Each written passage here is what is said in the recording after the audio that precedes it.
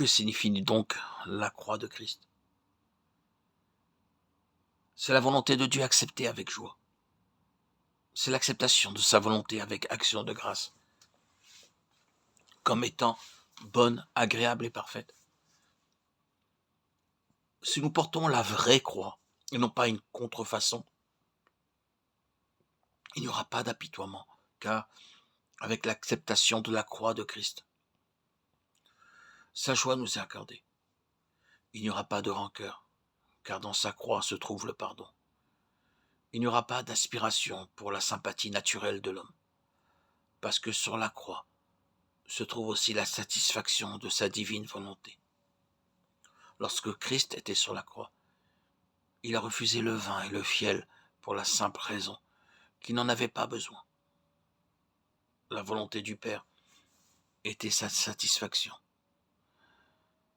Ceux qui le suivent en acceptant la croix doivent demeurer sur la même base. La volonté du Père sera leur profonde joie. Ils ne désireront aucun réconfort humain. Ils seront consolés, sans faire aucun effort.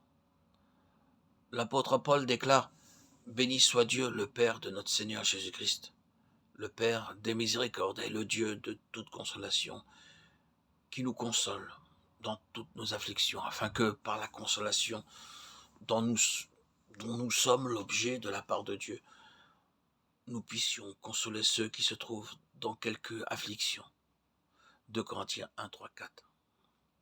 Paul ne s'affligeait pas sur son sort et ne cherchait pas à éveiller de la pitié chez ses compagnons.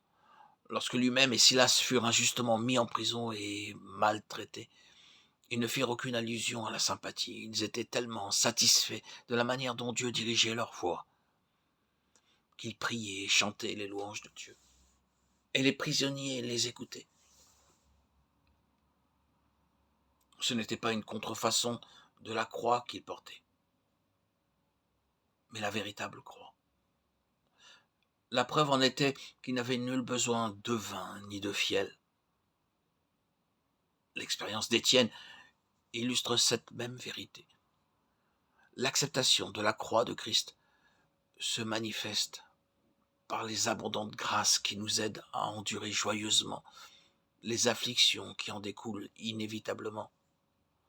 Lorsqu'Étienne fut lapidé jusqu'à la mort, il était si peu en souci de lui-même que ses dernières paroles furent un véritable plaidoyer pour ceux qui le maltraitaient.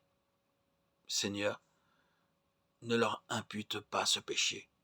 Et après avoir dit cela, il s'endormit. Que le Seigneur nous aide à faire la distinction entre la croix de Christ et les autres croix, et qu'il nous garde du vif désir de boire du vin mêlé de fiel, afin que notre joyeuse louange monte toujours vers lui, et qu'elle réjouisse son cœur.